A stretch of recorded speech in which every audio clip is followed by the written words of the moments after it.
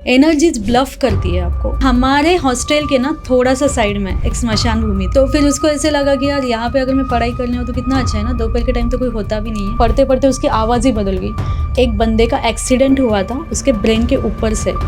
अब इसको निकालना है तो 101 नींबू का उतारा कर लेना। 101। इसके अंदर वो एनर्जी, वो एंटिटी आती थी, वो चिल्लाता था जोर जोर से, मतलब ऐसे घुर्राता था, चिल्लाता था। उसके होठ ऐसे काले नीले हो जाते थे, पता नहीं, उसकी आंखें अजीब हो जाती थी। ओह। तो वो एंटिटी उसके अंदर आई। आने के बाद ना वो एंटिटी हंसने लगी जोर जोर से। और तुम दोनों ना किसी एक ही बंदे से कनेक्ट हुए। महाराज के अंदर वो मौलाना है। अच्छा जी। तेरे को रोज गोमित्र पीना है। और फिर उसके फादर जब आए तो उनको ऐसे था कि अब इस बार तो हो गया ना, क्योंकि जब आपके अंदर एंटिटी है ना, आपके रूट चक्रा पे इरिटेशन होती है। जब इसके अंदर वो एंटिटी आती थी, ये उर्दू में बोलती थी। जय श्री राम दोस्तों, आप सभी का स्वागत है अक्षय शौर्य शो पे, जहां पर हम बात करते हैं गोस्ट एक्टिविटीज, पैरानॉर्मल एक्टिविटीज और ऐसी बहुत सारी एंटिटीज के बारे में, जैसे कि भूत प्रेत, कच्चे कलवे, ब्रह्म राक्षस, यक्षनी, पिशाचनी। हमारी हमेशा से कोशिश रही है कि आपके सामने कुछ ऐसे गेस्ट या ऐसे सब्सक्राइबर लेके आए जो अपनी आप बीती आपके सामने बताए। आज जो हमारे साथ गेस्ट है वो कुछ एक नया एक्सपीरियंस लेके आई है, क्योंकि ये ऑलरेडी टैरो रीडिंग करती हैं, न्यूमरोलॉजी करती है और इनके ऐसे बहुत सारे एक्सपीरियंस रहे हैं। हमारे साथ ही जुड़ी हैं, महाराष्ट्र से आई हैं भक्ति, जिनका इंट्रोडक्शन मैं थोड़ा सा उनके मुंह से दिलवाऊंगा। लेकिन उससे पहले मैं बता देता हूँ आज का पॉडकास्ट बहुत ज़्यादा खास होने वाला है, क्योंकि जिस तरीके से टैरो रीडिंग इंडिया में अभी जैसे ट्रेंड कर रही है, बहुत सारी चीज़ें आज हमें पता चलने वाली है। तो बिल्कुल भी वक्त न ज़ाया करते हुए सीधा भक्ति के पास हम चलते हैं। तो भक्ति, कैसे हैं आप? जी सर, मैं बिल्कुल बढ़िया हूँ। ठीक है, मुझे एक बात बताइए भक्ति कि आपको इन चीज़ों पर बिलीव कब हुआ, ये पैरानॉर्मल चीज़ें होती हैं? सर एक्चुअल में मैं पहले से ये सब चीज़ों में थोड़ा बहुत मानती थी, क्योंकि मैंने मेरे दादी जी से भी बहुत बार सुना था और बहुत बार ऐसे किस्से मेरे साथ भी हुए हैं पर्सनली। बट वो टाइम पे ऐसे था कि मुझे इतना अवेयरनेस नहीं था कि ये चीज़ों से बाहर निकलना कैसे है, और इसी वजह से मैं कहीं ना कहीं स्पिरिचुअलिटी में आ गई। एंड देन आई रियलाइज़ कि ये चीज़ें ना काफ़ी लोगों के साथ हो रही है। जो मैंने एक्सपीरियंस किया था थोड़ा बहुत, मैंने देखा कि मेरे से भी ज़्यादा वर्स्ट सिचुएशन लोगों की हो रही है। तो फिर ऐसे ही मैंने न्यूमरोलॉजी एंड ऑल स्टार्ट किया। खुद को ऑब्जर्व कर रही थी कि मेरे प्लैनेट्स कैसे हैं, मेरे साथ वो जो भी हुआ होगा वो क्यों हुआ होगा, और इस चक्कर में फिर मैं ये सारी चीज़ों में आ गई। तो भक्ति, कभी आपके साथ कोई पर्सनल एक्सपीरियंस हुआ है, या फिर आप जैसे टैरो रीडिंग करते हो तो वहीं से कुछ क्लाइंट्स आते हैं? ऑनेस्टली मेरे साथ एक बार हुआ था ऐसा एक्सपीरियंस, बट वो बहुत ज़्यादा हॉरिबल ऐसे कुछ नहीं था।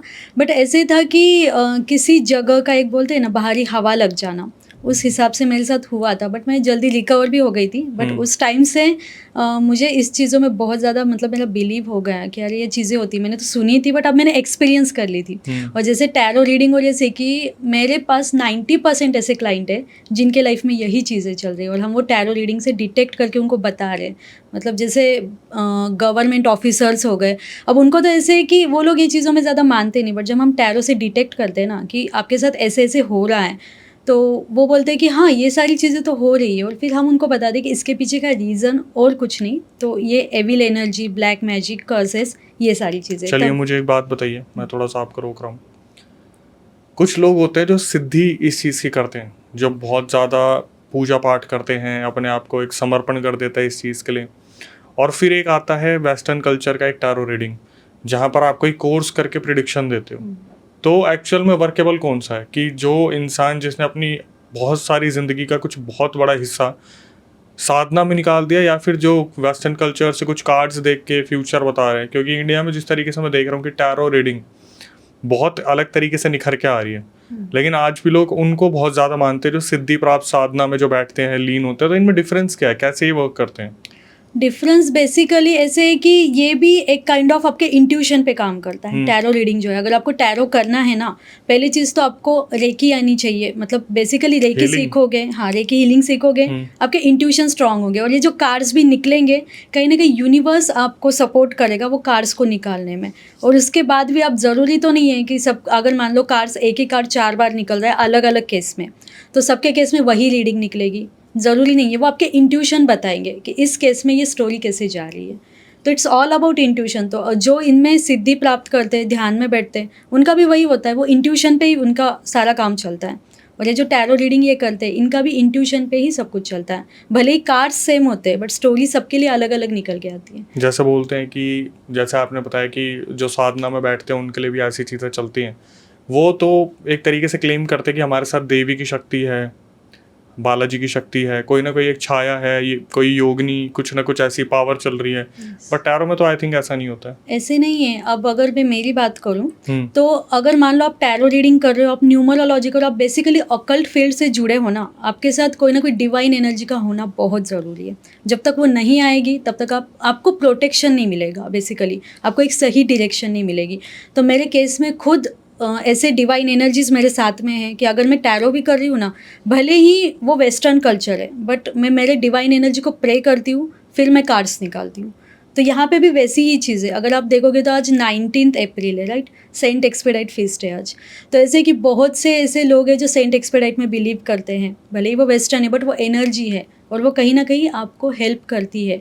तो जैसे ये जो मतलब सिद्धि किए हुए लोग होते हैं, इनके साथ डेफिनेटली डिवाइन एनर्जी है, वैसे ही हमारे साथ भी है। मेरे खुद के साथ 2 ऐसे डिवाइन एनर्जीज हैं जो मुझे कहीं ना कहीं हमेशा प्रोटेक्ट करते हैं। कौन कौन से? फर्स्ट तो मैंने जिनसे रेकी सीखी थी, वो मैम ने मुझे एक डिवाइन एनर्जी से इंट्रोड्यूस किया था। वो अब ऐसे है कि वो शरीर रूप में नहीं है, 5000 साल पहले ही वो शरीर मतलब छोड़ चुके हैं, बट आज भी अगर मैं उनको मैनिफेस्ट करूँ, मैं किसी प्रॉब्लम में हूँ कि प्लीज़ आप मुझे हेल्प कर दीजिए, विद इन 10 मिनट मेरी प्रॉब्लम मतलब सॉल्व होनी ही होनी है। इतना ज़्यादा मुझे उन चीज़ का एक्सपीरियंस है। और एक ऐसी जगह है जहाँ पे जब मैं फर्स्ट टाइम मुझे प्रॉब्लम आई थी, मेरे साथ जैसे ये भारी हवा ये हुई थी, तो मैं वहाँ गई थी, तो मुझे ये सब चीज़ों का इतना पता नहीं था। तो वहाँ पे एक डिवाइन एनर्जी है, तब से मुझे उनका बहुत ज़्यादा ट्रस्ट बैठ गया। तो अगर मैं कुछ भी करती हूँ ना, मैं ये दोनों डिवाइन एनर्जीज़ को पहले याद करूँगी, पहले इनका मतलब इनको रिक्वेस्ट करूँगी कि प्लीज़ मैं ये जो भी मेरे क्लाइंट है इनके लिए कुछ निकाल रही हूँ कार्ड्स, तो आप बस मुझे सही डायरेक्शन देना, और ये वैसे ही होता है। अच्छा, एक बात बताइए, जैसे बहुत सारे ऐसे तांत्रिक होते हैं जिनको जो बोलते हैं कि हमारे पर इस चीज़ की छाया है, इन देवी का आशीर्वाद है, फिर पता चलता है कि वो खुद किसी एंटिटी के घेरे में आ रखे हैं और वो एंटिटी उनसे फ़ायदा उठा रही है। जैसे मान लो मेरे ऊपर जिन आ रखा है और कोई जो जिन आ रखा है वो मुझे किसी भगवान का स्वरूप दिखा रहा है कि मैं ये भगवान हूँ, मैं ये देवता हूँ, और मैं पूज भी रहा हूँ ये सोच के कि देवता है, ये देवता है, ये भगवान है। तो क्या ऐसा टैरो में भी होता है? किसी के साथ आपने ऐसा सुना है कि टैरो में भाई ये डिवाइन एनर्जी को सोचते थे कि बहुत पॉजिटिव है, बट ये डिवाइन एनर्जी तो नेगेटिव में चल रही थी? आज मैं जो आपको सुनाऊंगी केस, उस केस में भी एक्चुअली ये चीज़ हुई है कि एनर्जीज ब्लफ करती है आपको, लिटरली रीडिंग के टाइम आपको ब्लफ करती है। कार्ड्स हाथ से गिर जाते हैं शफलिंग करते टाइम, और ऐसे मानते हैं कि अगर कार्ड्स आपके हाथ से बार बार गिर रहे हैं ना, तो आपको वो टाइम पे रीडिंग नहीं करनी है, बिकॉज एनर्जीज आपको कहीं ना कहीं इम्पैक्ट कर रही होती है। पर हमारे यहाँ पे तो बहुत सारे ऐसे लोग आए थे जब टैरो कर रहे थे, तो उनके हाथ से जो कार्ड गिर रहे थे वो वहाँ पे बता रहे थे इस कार्ड का मतलब, तभी वो बताते कि अच्छा ये कार्ड आपके लिए निकला है। वो गिरना अलग चीज़ है, बट अगर मान लो 1-2 कार्ड ऐसे गिर रहे हैं वो अलग चीज़ है, बट आप शफल कर रहे हो और पूरा डेक ऐसे हाथ में से जाता है, ये भी चीज़ होती है। तो उस टाइम पे समझ लेना चाहिए कि कहीं ना कहीं आपको एनर्जीज इम्पैक्ट कर रही है और वो कार्ड को अगेन ग्राउंडिंग करनी पड़ती है आपको। जैसे हमारे यहाँ पे एक आए थे कंटेंट क्रिएटर, तो उन्होंने जब कार्ड शफल करना स्टार्ट किए थे तो मैक्सिमम कार्ड्स उनके गिर रहे थे। एक होता है 1 कार्ड, 2 कार्ड, 3 कार्ड, बट ऐसा हुआ था कि 10-10 कार्ड गिर रहे हैं, 12-12 कार्ड गिर रहे हैं। तो ये चीज़ ठीक नहीं होती मेरे हिसाब से। तो नहीं होती, क्योंकि जितना मैंने एक्सपीरियंस किया है उस हिसाब से तो वो चीज़ों ने कहीं ना कहीं इम्पैक्ट किया था वो टाइम पे, और ये चीज़ मैंने फील की है। तो उस टाइम पे मैं थोड़ा सा रुक जाती हूँ, अगेन उनको ग्राउंडिंग करती हूँ, फिर मैं रीडिंग लेती हूँ।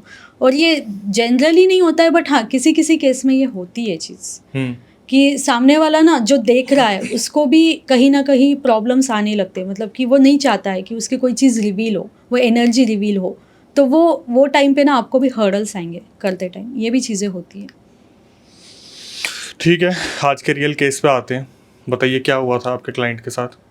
ये स्टोरी 2019 की है। जब मैं भी पुणे में थी, मेरा CMA का चल रहा था, मेरे क्लासेस चल रहे थे पुणे में, और मेरी एक रूममेट थी जिसका नाम हम पूजा अज्यूम कर लेते हैं। वो भी पुणे, मतलब वो भी CS कर रही थी, मतलब हमारे जो क्लासेस थे वो सेम जगह पे थे, प्रेस्टीज पॉइंट पे। अब हुआ ऐसे, वो फर्स्ट थिंग तो वो बंदी ना बहुत ज़्यादा पैशनेट थी अपने करियर को लेके। उसको ऐसे था कि एनी हाउ मेरे को मेरा करियर करना है, और वो थोड़ा मिडिल क्लास फैमिली से बिलोंग करती थी, तो ऑब्वियस है उसके लिए ये चीज़ ज़्यादा मैटर करती थी कि उसके पेरेंट्स ने जैसे फाइनेंशियली चीज़ें अरेंज की है उसके लिए, तो उसको ये निकालना उसके लिए ज़रूरी था। अब एक दिन ऐसे था कि संडे था, तो संडे के दिन क्लासेस भी नहीं थे हमारे, तो हमने सोचा ऐसे ही बैठे बैठे ट्रूथ एंड डेयर खेलते हैं। और हमारे हॉस्टल के ना थोड़ा सा साइड में एक स्मशान भूमि थी। अब वो टाइम ऐसे था कि हम सबको कहीं ना कहीं थोड़ा सा रहता था कि ये एनर्जीज होती है नहीं होती है, कुछ नहीं होता है, हम तो मानते भी नहीं थे। तो फिर ट्रूथ एंड डेयर था और पूजा के ऊपर डेयर आया, तो हमने उसको बोला था एक काम कर, कुछ नहीं करना है, स्मशान भूमि में जाके आ, 15 मिनट बैठ के आ जा। तो शी वॉज लाइक हाँ ठीक है, उसमें कौन सी बड़ी बात है, क्योंकि वो तो बिल्कुल भी नहीं डरती थी, उसको तो ये चीज़ों में था ही नहीं बिलीव। तो उसने बोला ठीक है मैं जाके आती हूँ। और दोपहर का समय था, ऐसे भी नहीं कि बहुत ज़्यादा रात हो गई थी। तो वो गई 10-15 मिनट वहाँ पे वो रुकी। हम भी उसके पीछे पीछे गए थे, बट हम थोड़ा सा साइड में खड़े थे कि भाई उसको कुछ डर ना लगे इसलिए। बट वो गई और वो आ गई। एंड जब वो वहाँ पे गई तो उसके माइंड में फर्स्ट थॉट ये आया, यार ये कितनी शांत जगह है ना, कितना मस्त है, यहाँ पे पढ़ाई कितने अच्छे से हो सकती है। क्योंकि हम एक रूम में 5-6 लोग रहते थे, तो ऐसे था कि थोड़ा सा स्टडी करना डिफ़िकल्ट हो जाता था। कोई जॉब करने वाली थी, कोई स्टूडेंट्स थे, और उसकी फाइनेंशियल सिचुएशन इतनी भी अच्छी नहीं थी कि वो लाइब्रेरी एंड ऑल वो टाइम पे ज्वाइन कर सके। हाँ, तो फिर उसको ऐसे लगा कि यार यहाँ पे अगर मैं पढ़ाई करने हो तो कितना अच्छा है ना, दोपहर के टाइम तो कोई होता भी नहीं है। कहाँ? शमशान में? स्मशान, बताओ यार। शमशान में। तो फिर उसके माइंड में वो थॉट आया था। वो आने के बाद उसने मेरे से शेयर भी किया था कि यार देख ये ना मेरे को अच्छा लग रहा है, कभी कभार जाना चाहिए यहाँ पे पढ़ाई करने के लिए। तो वो टाइम हमने उसको बोला भी था कि देख भाई मजाक तक ठीक है कि हम ट्रूथ एंड डेयर खेल रहे, तू जाके आई, बट ऐसी कोई चीज़ मत करना, बिकॉज हो सकता है कि इसके कुछ साइड इफेक्ट हो, मतलब बैड इम्पैक्ट भी तेरे ऊपर हो। बट उसको ऐसे था क्या ही हो जाएगा यार, ऐसे तो कुछ मैंने तो सबसे सुना है, बट मेरे साथ तो कुछ हुआ नहीं। अब मैं अभी 15 मिनट जाके आई, मेरे साथ कुछ भी नहीं हुआ, कुछ हुआ ही नहीं ना, मैं तो ऐसे ही आ गई। तो फिर आगे उसने ना उसने हमको बताया नहीं, बीच बीच में वो जाती थी वहाँ पे पढ़ाई करने, वो जाती थी। उसको ऐसे था कि मेरे को तो ट्राई करके ही देखना है क्या होता है, और वहाँ जाती थी, उसको अच्छा लगता था, शांति से पढ़ रही है बंदी, सब हो रहा है। जिस दिन हॉस्टल में बहुत ज़्यादा रश रहती थी रूम में, उस दिन वो वहाँ जाती थी। फिर एक दिन ऐसे हुआ ना, वो बहुत ज़्यादा बीमार हो गई। उसको ठंडी बुखार आ गया, और कोई एज सच बड़ा रीज़न नहीं था, बट उसको वीकनेस आने लगी बहुत ज़्यादा।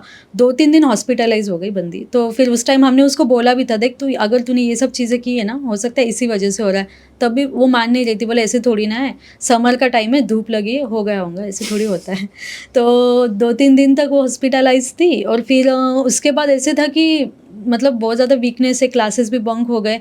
और CA में ये ऐसी डिग्रीज है ना, इसके साथ आप साइड में आपका ग्रेजुएशन कर सकते हैं, बिकॉज इसकी प्राइवेट इंस्टीट्यूट होती है, तो इसका मतलब ग्रेजुएशन एंड ऑल यूनिवर्सिटी से कोई लेना देना नहीं, आप साइड में कर सकते हो। ये CSE ये कंपनी सेक्रेटरी जो यस हाँ, कंपनी सेक्रेटरी। तो फिर उसके बीकॉम के एग्ज़ाम्स थे उसके होम टाउन में, तो उसका होम टाउन जालना था, तो उसको होम टाउन में जाना था। तो फिर अब ऐसे भी तबीयत ख़राब हो गई थी, वो 8 दिन बाद जाने वाली थी, बट फिर उसके घर वाले ने बोला एक काम कर, तो अभी आ जाओ, थोड़ा सा रेस्ट कर लेगी। अब जाने से पहले ये बंदी ने दोपहर में, उसकी शायद 2 बजे की बस थी, 12 बजे ये मेस में गई खाना खाने। और जब खाना खाने गई, वो खाना भी ऑयली खाया था उसने। जब ऑयली खाना खाया तो ऐसे था कि भाई तुम 12 बजे ऑयली खाना खा के जा रहे हो, तो उसको उसके आंटी ने बोला भी था मेस के कि तू थोड़ा नमक खा के जा। बट उसको ऐसे था कि क्यों ही करना है, ऐसे थोड़ी ना होता है। और वो निकल गई 12 बजे की, मतलब 2 बजे के बस से वो जालना चली गई। और शाम हो गई उसको आते आते। आने के बाद फिर उसकी तबीयत बहुत ज़्यादा ख़राब होने लगी। आने के बाद भी उसको वैसे ही वीकनेस आ रहा था। तो फिर घर वालों ने कुछ नज़र वज़र उतारी, थोड़ा सा उसको रेस्ट करने दिया, और वो नॉर्मल हो गई।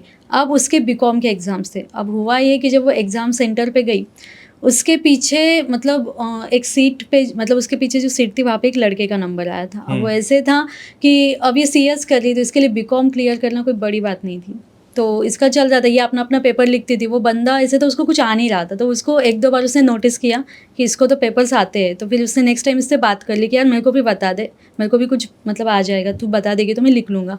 तो उसने बोला ठीक है कोई बात नहीं। 8-10 दिन पेपर थे, तो उसने 8-10 दिन जो भी सब्जेक्ट थे उस पर उसने बताया। ऐसे करते करते वो दोनों में दोस्ती हो गया। वो जो बंदा है ना, उसका नाम हम सुमित अज्यूम कर लेते हैं। तो वो सुमित की और पूजा की दोस्ती हो गई। वो इंस्टा पे ऐड हो गए, वो नॉर्मल बातचीत करने लगे। और वो जो सुमित था वो काफ़ी अच्छे फैमिली से बिलोंग करता था, बहुत रिच था, और उसका खुद का बिजनेस था। तो उसको एजुकेशन में एज सच इंटरेस्ट था नहीं, बट अब जस्ट डिग्री लेनी है इसलिए वो ले रहा था। तो फिर दोनों में मतलब दोनों की बातचीत शुरू हो गई। अब एक दिन सुमित ने क्या किया, इसको इसलिए कांटेक्ट किया कि यार देख पूजा, मेरे को ना जीएसटी नंबर निकालना है। वो टाइम पे जीएसटी आ गया था, तो मेरे को जीएसटी नंबर निकालना है, तो हेल्प कर सकती है क्या? तो उसने बोला हाँ ठीक है, तेरे डॉक्यूमेंट्स तू लेके आ जा, मैं यहाँ पे हूँ, तब तक मैं तेरा जीएसटी नंबर निकाल के दूंगी। बिकॉज उसको 15 दिन बाद उसको वापस पुणे जाना था उसके स्टडीज़ के लिए।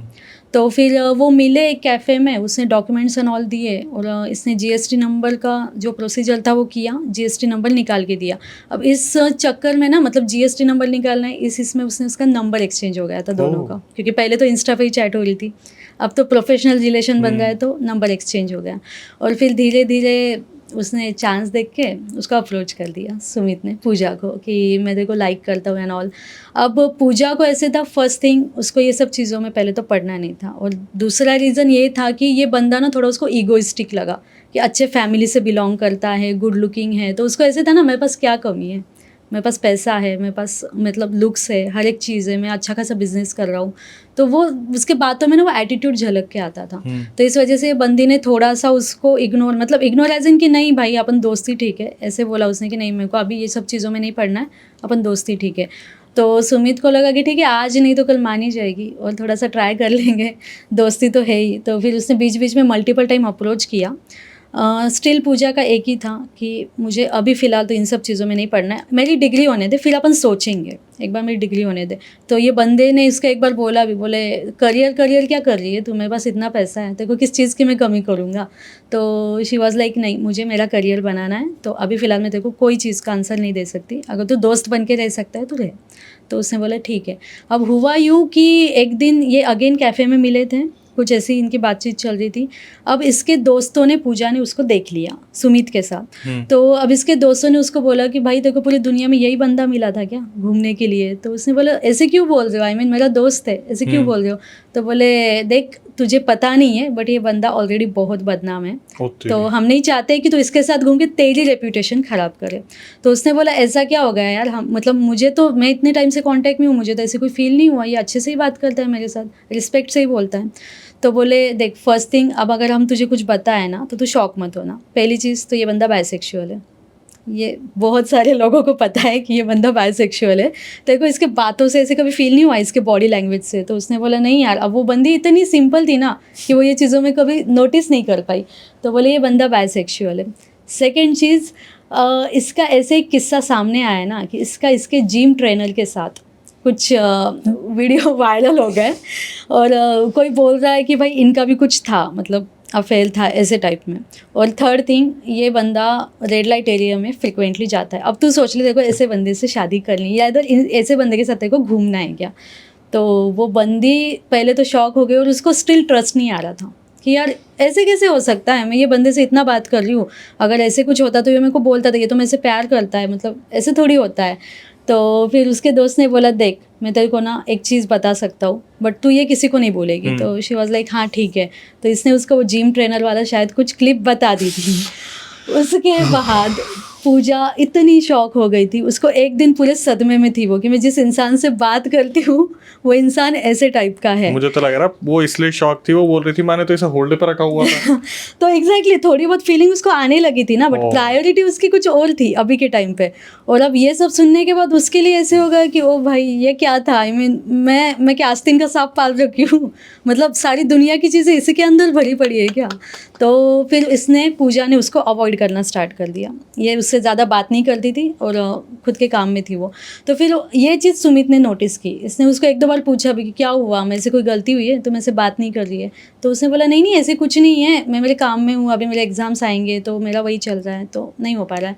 तो उसने बोला हाँ पर स्टिल तेरे बात करने में भी ना अलग सी टोन है, मतलब मेरे को समझ में आ रहा है कि कुछ तो हुआ है, तो मुझसे बता तो सही हुआ क्या है, मेरे को अच्छा नहीं लग रहा है। और तुझे समझ आ रहा है तो ऐसे बंदे को अवॉइड कर रही जो तेरे से इतना प्यार करता है, तेरे को कहाँ मिलने वाला है इतना प्यार करने वाला बंदा, ऐसे टाइप में वो बोल रहा था। तो फिर उसने बोला कि तुम ऐसे कुछ हाइड कर रहा है क्या, देख कुछ होगा तो तू मुझे बता दे, तेरा कोई पास्ट होगा, अदर कुछ ऐसी चीज़ें हैं, क्योंकि तू मुझे बोलता है तू मेरे से प्यार करता है, अब अगर मैं इन फ्यूचर सोचूं भी कि मैं तेरे साथ कुछ मेरे को रखना है तो मुझे तेरा पता तो होना चाहिए ना।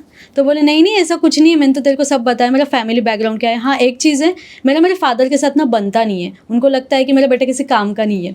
तो मुझे उनको प्रूव करके बताना है कि आपके बिना भी मैं सब कुछ कर सकता हूँ। हालांकि रहता फादर के प्रॉपर्टी पे ये सब कुछ उसका, बट मेरे को उनको ऐसे बताना है, वो नहीं भी है ना, वो नहीं भी कुछ दिए तो भी मैं कर सकता हूँ। बाकी तो ऐसा कुछ नहीं है जो मैं तेरे से हाइड कर रहा हूँ।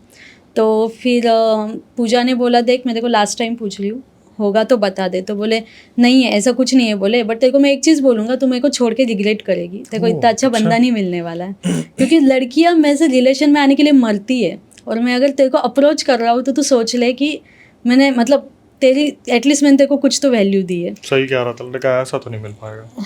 तो फिर पूजा को भी अब थोड़ी सी वो चीज़ हिट हो गई कि भाई ये ऐसे टोन में बात कर रहा है। तो उसने बोला ठीक है, अब तू बोल रहा है ना तेरा कुछ नहीं है, मैं तेरे को एक चीज़ भेजती हूँ, तू देख लेना, और फिर उसके बाद मेरे को बात करना, तेरी शक्ल मत बताना, मतलब तू उसके बाद तेरी में हिम्मत है कि मेरे से बात करने की तो वो देख लेना। ये बंदी उसको वो क्लिप भेज देती है। तो उसके बाद ऑब्वियस है उसके पास कुछ रहता ही नहीं बोलने का, अब क्या ही बोलेगा, ये भी नहीं बोल सकता ये मैं नहीं हूँ, शक्ल तो उसी की थी। तो फिर उसके बाद वो बोलता है कि बोले तेरे को ये जिसने भी दिया है ना, ये सब गेम वेम खेल रहे हो बोले तुम लोग, मुझे पता है तुझे मुझे हाँ नहीं बोलना था, तो सीधा बोल देती, इतना मेरे को बदनाम करने की क्या ज़रूरत थी बोले तुझे। तो ऐसा बोल के इनका कॉन्टैक्ट कम होने लगा था अब धीरे धीरे। अब पूजा वापस से उसके काम में आ गई, पुणे आ गई थी वो, उसकी स्टडीज़ चल रही थी। अब हुआ ये, इसका शेड्यूल था मॉर्निंग 5 बजे ये स्टडी को बैठती थी, क्योंकि एटलीस्ट 10 से 12 घंटे क्वालिटी स्टडी होनी चाहिए अगर आपको कोई ये ऐसे एग्जाम्स कॉम्पिटिटिव एग्जाम्स क्रैक करने। ये बंदी जब पढ़ाई को बैठती थी ना 5 से 6:30 7 बजे तक ये पढ़ाई कर पाती थी। उसके बाद इसको हेडेक होना स्टार्ट हो गया। मतलब वन साइड से जैसे अपना होता है ना, लेफ्ट साइड का जो इसका ब्रेन था वहाँ पे कोई ना कोई ऐसे मार रहा है, हथौड़ा मार रहा है, उसको ऐसे फीलिंग आने लगी, जैसे हम नॉर्मली इसको माइग्रेन बोल सकते हैं। तो उसको इतनी तकलीफ होने लगी। अब 1 दिन 2 दिन ऐसे हुआ तो फिर उसने बोला कि यार ऐसे होना तो नहीं चाहिए। और ये कब होता था? सिर्फ पढ़ाई करते टाइम, अगर वो स्टडी ले रही है ना तभी ये चीज़ हो रही है। अगर वो नॉर्मल वो टाइम में टीवी देख रही है, कुछ और काम कर रही है, कहीं घूम रही है, उसको कुछ नहीं होगा, वो नॉर्मल लाइफ जी रही। जिस दिन उसने पढ़ाई लिया CS के, वो जो एग्ज़ाम्स पढ़ाई लेती थी एग्ज़ाम्स की, वो टाइम इसको तकलीफ़ होने लगी। अब ऐसे इसके 15 दिन गए।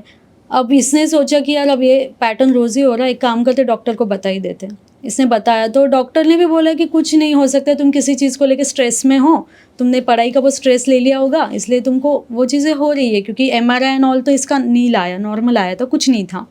तो फिर इसने बोला कि मैं स्ट्रेस नहीं ले रही। और अब धीरे धीरे इसको ना इसकी ग्रास्पिंग पावर कम होने लगी, इसको कॉन्सेप्ट ये भूलने लगी थी, मतलब इसको कुछ याद नहीं आने लगा था। इतनी अच्छे से पढ़ाई की थी, कुछ रिकॉल नहीं हो रहा था इसके साथ। तो फिर इसने ये चीज़ हमसे भी शेयर की थी कि यार देख मेरे साथ ना ऐसे ऐसे हो रहा है। तो हमने बोला कि तो एक काम कर ले, थोड़े दिन डिस्ट्रैक्ट हो जा, पढ़ाई ले ही मत, एक 4-5 दिन काम कर कि तू बुक्स को हाथ मत लगा, थोड़ा घूम के आ जा, हो सकता है कुछ टेंशन हो, कुछ चीज़ों की वजह से हो रहा है। तो इसने वो भी चीज़ ट्राई की, सब हो गया, कुछ नहीं हो रहा था। और ऐसे करते करते इसके एग्ज़ाम का टाइम आ गया। अब पढ़ाई तो हो नहीं रही थी, एग्ज़ाम्स तो देनी है। तो इसने जैसे रो धो के एग्ज़ाम के लिए ये बैठी, बट अनफॉर्चुनेटली पेपर बहुत ज़्यादा, मतलब ऐसे थे कि कुछ भी नहीं आ रहा था इसको, क्योंकि 2 घंटे की पढ़ाई में क्या लिखेगी, उसको ज़्यादा कुछ आ नहीं रहा था। और इसको पता था कि अपना एग्ज़ाम तो गया। और उसके बाद लॉकडाउन लग गया था, हम सब अपने घर आ गए थे एग्ज़ाम्स देने के बाद। और अभी रिज़ल्ट आने में ऑलमोस्ट 3.5 मतलब महीने लगते हैं। तो वो टाइम में हम घर आ गए। और फिर इसने घर आने के बाद इसके घर वालों को ये चीज़ बताई कि मेरे साथ ना ऐसे ऐसे हो रहा है, मेरे से उम्मीद मत करना इस बार मेरा अटेम्प्ट क्लियर होगा। तो घर वालों ने बोला कोई नहीं, तो वापस ट्राई कर ले, हो सकता है कि जो भी टेंशन था एक बार मेडिकल हेल्प ले लेते और तो वापस तू तेरी पढ़ाई में लग जा। अब इसने सोचा ठीक है अपने पास इनफ टाइम है अटेम्प्ट देने के लिए, क्योंकि वो टाइम पे ऐसे था ना लॉकडाउन में एग्ज़ाम पोस्टपोन हो रहे थे। तो आप इनफ टाइम था कि आप वापस से पढ़ाई कर सकते हो। इसने अगेन वो चीज़ की। बट जैसे ही इसके अब इसमें ऐसे था कि इसके जो फेवरेट सब्जेक्ट थे ना, इसने सोचा जो मेरा बहुत अच्छे से रिवाइज है उससे स्टार्ट करती हूँ, एटलीस्ट थोड़ा तो मेरे को रिलीफ मिलेगा, थोड़ा तो मैं टेंशन में नहीं रहूँगी। वो बुक को लेते ही इसको ऐसी हालत होती थी, लिटरली इसने बुक फाड़ दी थी। इतनी तकलीफ होने लगी, एंजाइटी होने लगी कि वो बुक देखते ही ना उसको पता नहीं क्या हो जाता, तो उसने बुक फाड़ के फेंक दी। और फिर अब ये सारी चीज़ें होने लगी तो उसने सोचा कि अब मैं काम करती हूँ, खुद को डिस्ट्रैक्ट करती हूँ, मेरे को पढ़ाई लेनी नहीं, मेरे को CS करना ही नहीं है।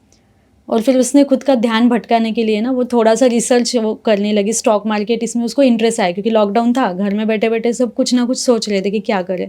इसने स्टॉक मार्केट की पढ़ाई स्टार्ट की, इसमें ये अच्छा जाने लगी। इसने यूट्यूब पे वीडियोस डालना स्टार्ट कर दिए, ये थोड़ा बहुत पढ़ने लगी, इसको समझ में आने लगा स्टॉक्स कैसे पिक करने हैं, ये सारी चीज़ें।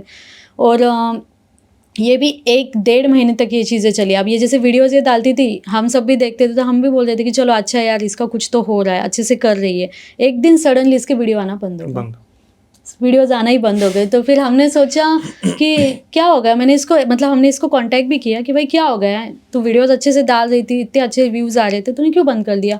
बोले पता नहीं यार भक्ति, मैं ना इसमें भी अब जो कर रही हो रही है, वीडियोज़ बना रही हूँ ना, मेरे को इसमें भी तकलीफ़ होने लगी है।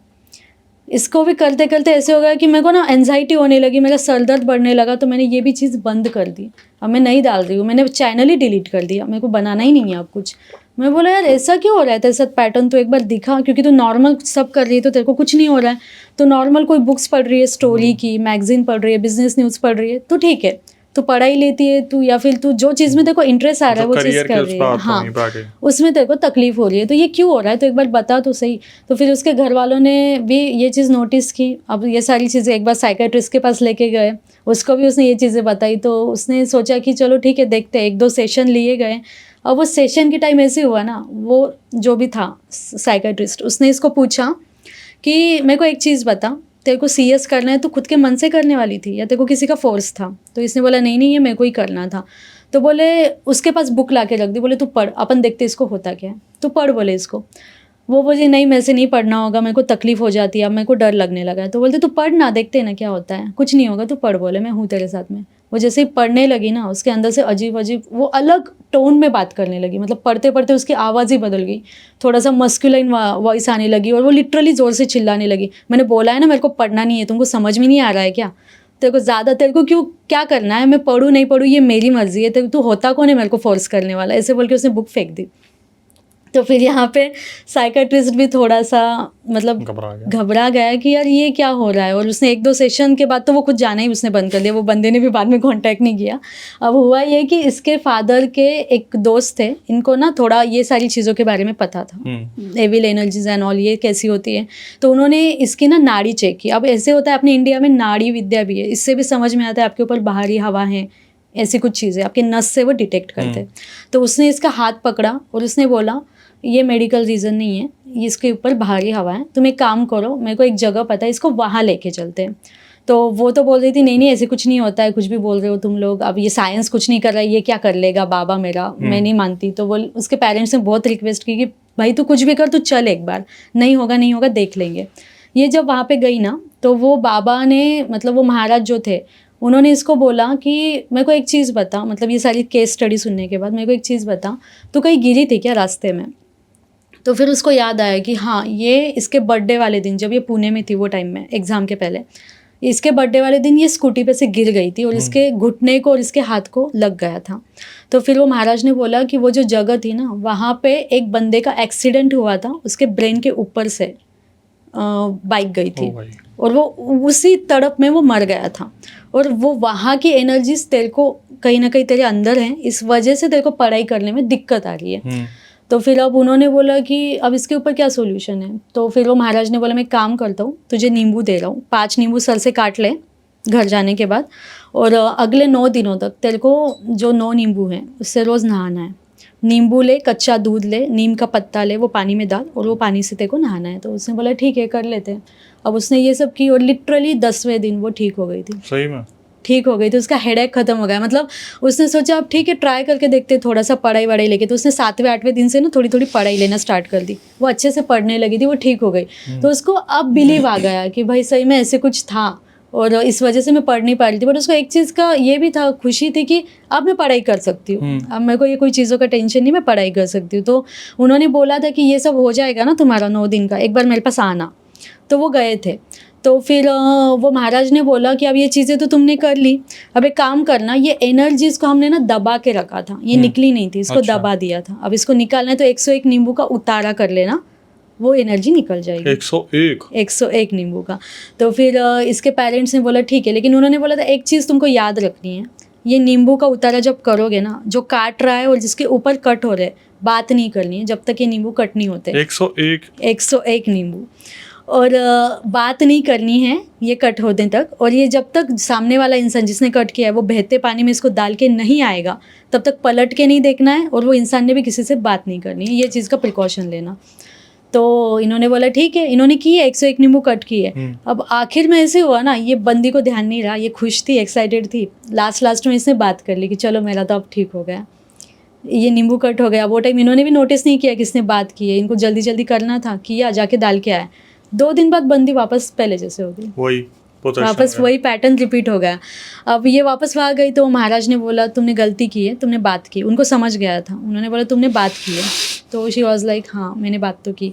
तो फिर बोले अब क्या करना है, बोले अगले पूनम को 15 दिन बाद जो पूनम है ना, उस दिन सेम चीज़ करनी है, बट इस बार ध्यान देना।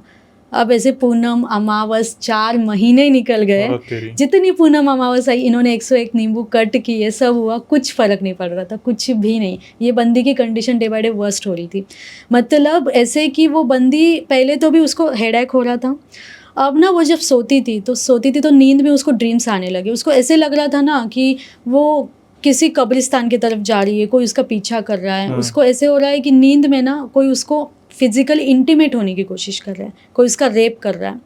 और इतनी गंदी उसकी हालत हो गई थी, उसका वेट कम होने लगा था, उसकी स्किन डल हो गई थी, उसको पिंपल्स आने लगे थे, डार्क सर्कल्स आ गए थे। तो डे बाय डे वर्स्ट हो गई सिचुएशन। अब 4-5 महीने जाने के बाद कोई भी इंसान सोचेगा कि यार अब यहाँ पे कुछ फ़र्क तो पड़ नहीं रहा है, तो फिर उन्होंने जाना बंद कर दिया वो महाराज के पास। अब हुआ ये कि इस बीच ना उसके कज़न भाई की शादी थी। तो इसके घर वालों ने बोला एक काम कर, 2 दिन शादी अटेंड करते हैं, तो थोड़ा फ्रेश हो जाएगी, फिर सोचते क्या करना है, जाते हैं। जब ये शादी में गई ना, मैं लिटरली बता रही हूँ, 2 दिन इसको कोई तकलीफ नहीं हुई, कुछ भी नहीं। ये एंजॉय कर रही है, ये डांस कर रही है, ऐसे कि लाइक ये बहुत नॉर्मल है। 2 दिन उसका फेस भी एकदम ऐसे खिल रहा था, ग्लो आ गया था फेस पे, कुछ नहीं था। जैसे ही शादी से आई वापस हालत खराब। तो मतलब ऐसे हुआ कि वो एनर्जी ना, जब शादी जैसे ओकेजन में कहीं जाती है तो वहाँ पे ये एनर्जीज तकलीफ नहीं देती है, ये उसके बाद डे बाय डे इसकी तकलीफ बढ़ने लगी। शादी से आने के बाद और बढ़ने लगी, बिकॉज बोलते हैं कि जैसे शादी की जो वो अवधि है ना, अक्षदा, वो जो गिरती है, अगर वो गलती से तुम्हारे सर पे गिर गई ना तो तुम्हारी हालत ख़राब हो जाएगी। ये एनर्जीज अगर तुम्हारे बॉडी में पजेस कर रही है तो वहाँ से आने के बाद इसकी हालत ख़राब होने लगी। अब इसके नेबर में एक अंकल थे, इन्होंने इसको सजेस्ट किया, इसके फादर को, मेरे कॉन्टैक्ट में एक बाबा है, मौलाना है, तुम इनको इसके पास लेके जाओ, मतलब ये मौलाना के पास लेके जाओ। इनके मैंने बहुत किस्से सुने हैं, इन्होंने बहुत अच्छे ऐसे केसेस सॉल्व किए।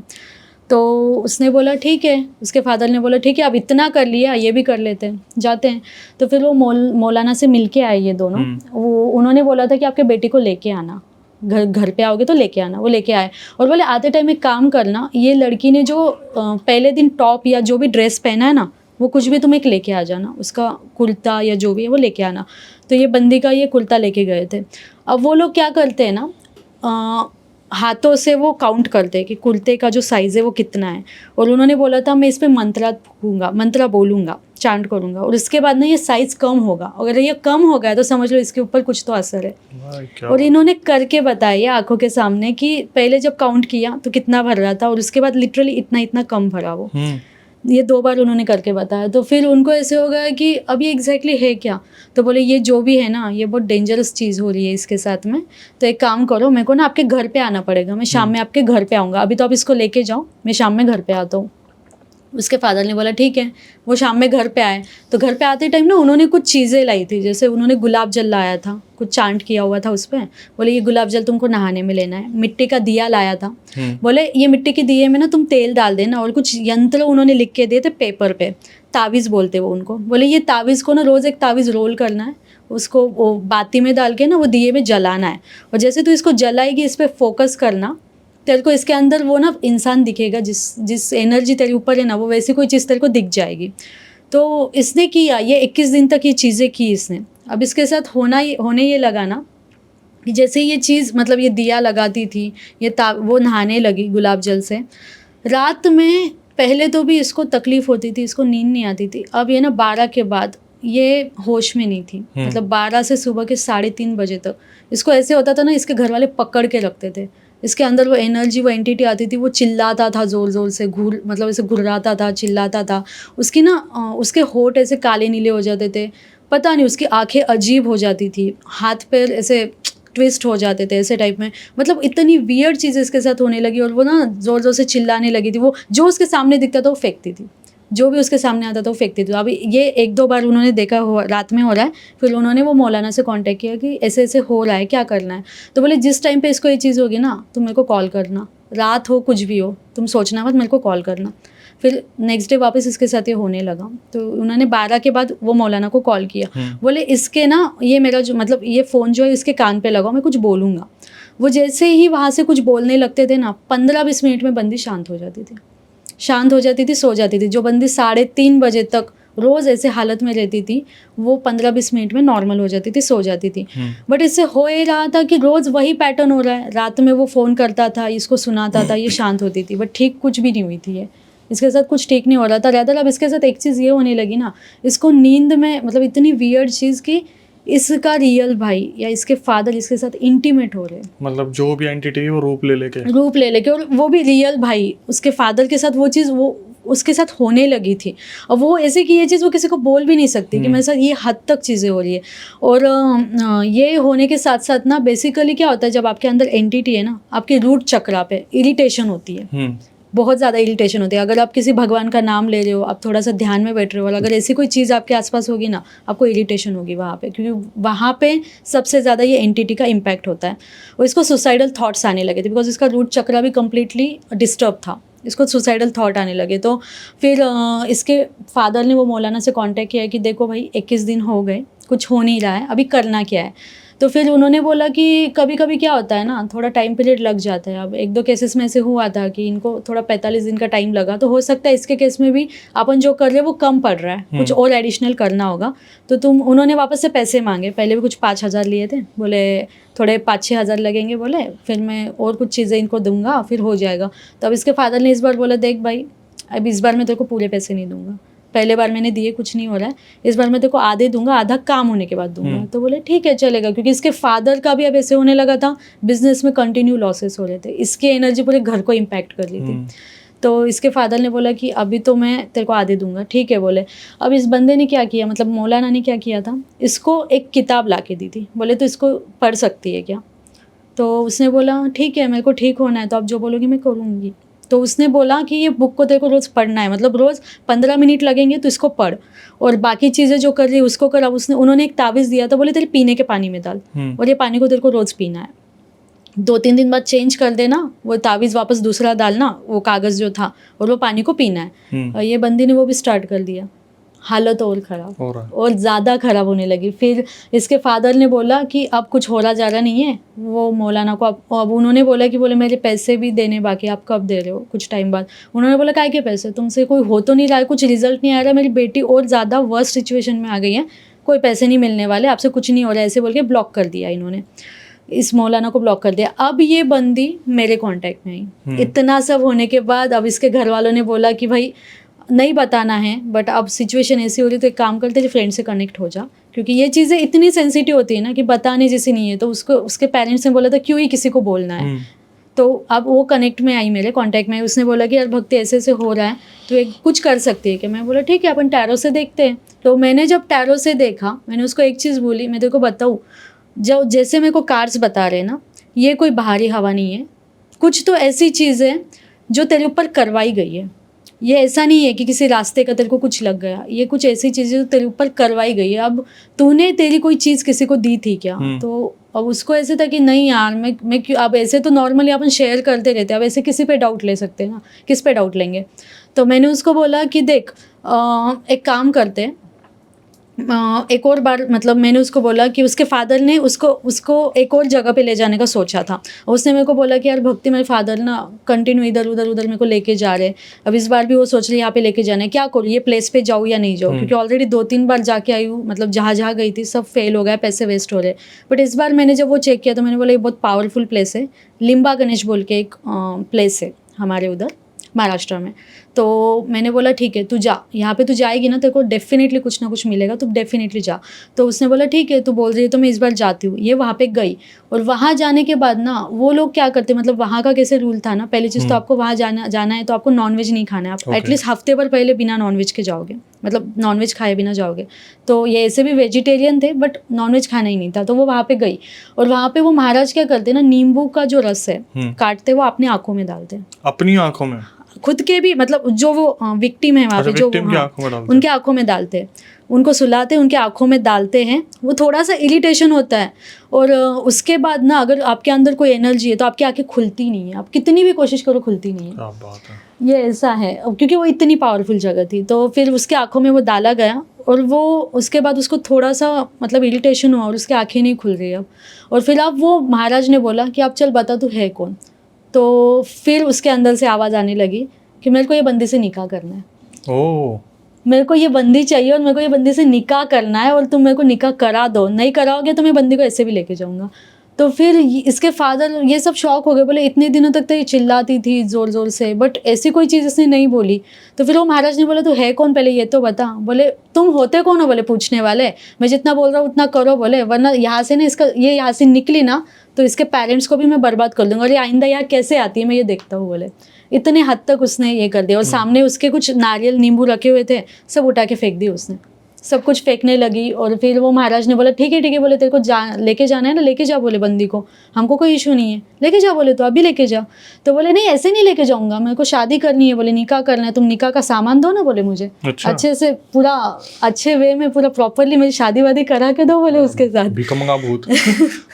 तो फिर वो महाराज ने बोला अच्छा ठीक है क्या चाहिए बोले तुझे। उसने प्रॉपर लिस्ट दी निकाह की जो होती है। बोले ये बंदी को ना बुरखा दो, मेहंदी दो, फिर क्या गजरा दो, मंगलसूत्र दो, बिछुए दो, फिर मेरे को भी कुछ दोगे ना, बोले तुम मेरी शादी हो रही है तो तुम मेरे को शेरवानी दो। अरे भाई शेरवानी दो। और फिर शादी में जो खाने के लिए होता है ना वो चीज़ें चाहिए, बोले मेरे को बिरयानी चाहिए, चिकन लॉलीपॉप चाहिए, जलेबी चाहिए जो खाने में होता है शादी में। और इतना ही नहीं, उसने इतनी वर्स्ट चीज़ें मांगी, बोले इसके ना मेरे को इनर्स चाहिए, मेरे को कॉन्डम चाहिए, और मेरे को इसके पीरियड्स के कपड़े चाहिए, इसके कटे हुए बाल चाहिए, ये सारी चीज़ें चाहिए बोले मुझे। तो फिर वो महाराज ने बोला बोले कटे हुए बाल क्यों। तो बोले चाहिए, बोले तुमको चाहिए ना कि मैं ये लड़की को लेके जाऊँ, तुम मेरे को ऐसे भी दे रहे हो ना तो सब दे दो ना, बोले मैं जो मांग रहा हूँ मैं लेके जाता, बोले इसको।